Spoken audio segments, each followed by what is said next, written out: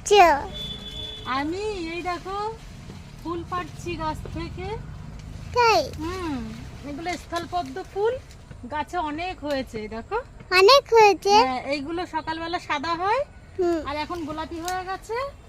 আবার বিকাল হতে না হুম। এগুলো কেমন যেন লাল লাল কালার হয়ে যায়। লাল কালার? হ্যাঁ দাঁড়াও, আরো আছে, আমি দাঁড়াও দেখাচ্ছি। আরো আছে? আরো আছে, কিন্তু ডালগুলো তো টানা যাচ্ছে না, অনেক উঁচুতে তো। এই দেখো, হ্যাঁ। এই আরো দেখো, অনেক আছে। অনেক আছে।